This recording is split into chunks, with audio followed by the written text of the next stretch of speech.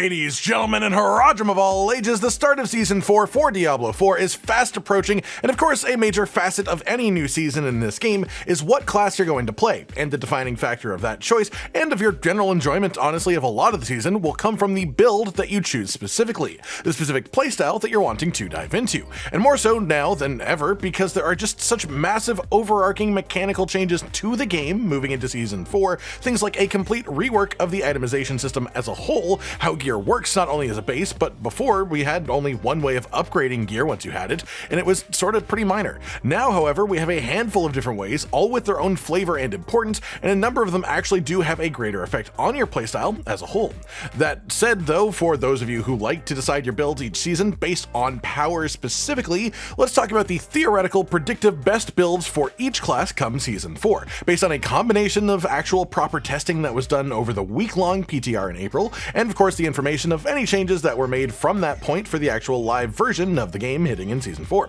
Starting off in alphabetical order then, as usual, we have the Barbarian, whose top build is most likely going to be Dust Devil. If you saw any footage of the PTR, you probably saw footage of this build. It did silly damage, and you could also build the tornadoes to be absolutely massive in size to make each one of them that does massive damage also cover a massive part of the screen, which then also scaled the damage up due to the new Fierce Winds legendary aspect as well. Not only are these aspects going to be in your season journey too, so they will be particularly easy to acquire early and use relatively early on too, but unless they have drastically shadow nerfed the numbers of it in a way that isn't visible in the patch, this build is still going to be nuts. The maximum size bonus does now have a limit, but there are alternate stats that we can invest into, like chance to double spawn projectiles on Dust Devils, which will also just apply similar amounts of power, just in a less restricted way. This build allows for just screen clearing damage of insanely high numbers with great tick rate speed too, and it just sort of synergizes so well with so many new mechanics that it's a must-try build for any Barbarian fans out there this season. Then next up we've got the Druid, whose best build this season more than likely will actually be Boulder Druid. Of course, one of the up-and-coming recent builds the last couple of seasons, one of the new topper ones has been Boulder Druid, where you sort of just have your boulders orbiting around you in your hurricane, dealing a ton of damage when enemies collide with them. This has generally been one of the better builds recently, but with two major faults that it has. The first one is resource management. It's ridiculously resource intensive, and the second one is just build up speed of damage, as the real damage happens when you have a bunch of boulders rotating around you as opposed to just the first couple of throws. Both of these, however, are heavily addressed with the new tempering system, because there's a lot of ways that you can now get a lot of resource-based stats on your gear once you have the tempering manuals for them, and the build-up speed is also solved by the weapon tempering aspect to give Boulder a chance to fire 2 projectiles instead of 1, effectively doubling your damage build-up for each cast when this procs. This makes Boulder just way better at scaling into a proper build, as well as the other change, and it was just already one of the best ones for Druid before anyways. Following that then, we have the Necromancer, and I've got great news for most of the classic Necromancer enjoyers,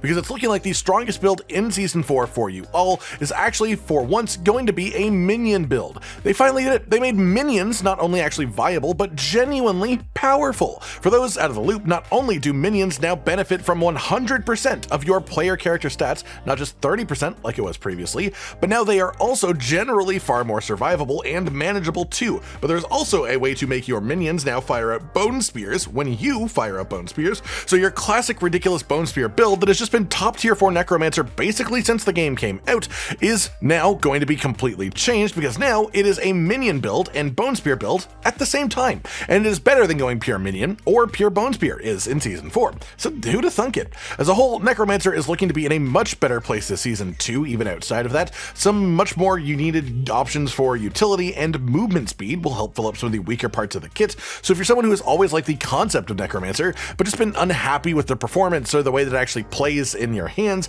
to actually match the power fantasy, now is the time to actually change that up and invest in your Necro stocks, because they are going to be going right up. Following that, we have Rogue, who, surprising nearly no one, has again had pretty much the least changes this season, even with the whole game shifting around them, because they're just so well balanced generally. That said, the best builds have shifted a little bit for them. They're generally going to be much closer for Rogue than they are for other classes. That's just sort of how the class is right now, but the strongest looking builds in the PTR take advantage of various buffs to the grenade-based legendary aspects, specifically using stealth procs as many grenades as possible, and then using all the synergies to boost the damage of the grenades. But the thing is, not really the damage that made that busted. The damage is great, of course, but part of the main function of it, as mentioned, is entering stealth as frequently as you can, because that drops grenades. But a fun side thing to that is they also changed the aspect aspect of Uncanny Treachery to give you up to 100% dodge chance for 2 seconds after exiting stealth, and you can enter stealth more frequently than every 2 seconds, which means 100% dodge chance. Unfortunately though, this was caught, obviously, and nerfed for obvious reasons,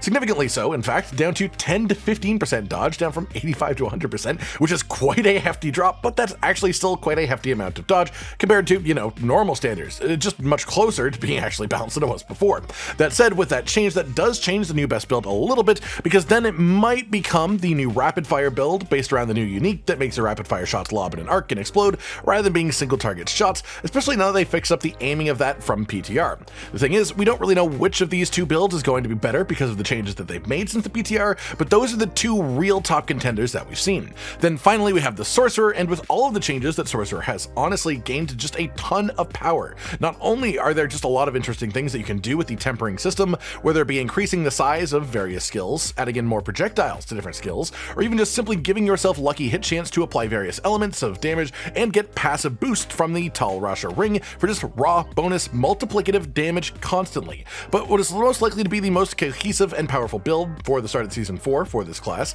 is the new Frozen Orb and Conjuration mixed build based around the new Sorcerer unique. This gives Frozen Orb a chance to spawn conjurations, and conjurations a chance on hit to spawn a Frozen Orb. The super fun part of this build though is that both of these effects can also proc off of each other, so if you get lucky enough, you can press the button one time and create an unstoppable linking room of death that just chains and chains and chains and lasts until everything is dead, which is genuinely just a really fun playstyle concept for a sorcerer, for a magic user. Like a magic slot machine where on average you'll absolutely destroy things, sure, but you can have a lot of variance that can lead to you absolutely smashing on occasion, but sometimes taking a bit longer too. And that can be just really cool for any particularly challenging bosses or content in general too. All in all, every class has something new to look forward to in Season 4, and I'm honestly pretty happy to see, with all my thoughts laid out here properly, that 4 of these 5 builds listed here are either totally entirely new or massive changes to previously established builds that make them totally fresh. The one exception being Druid with Boulder happening again, which did still instead gain a ton of quality of life and general power to one of the more fun and interesting playstyles anyways.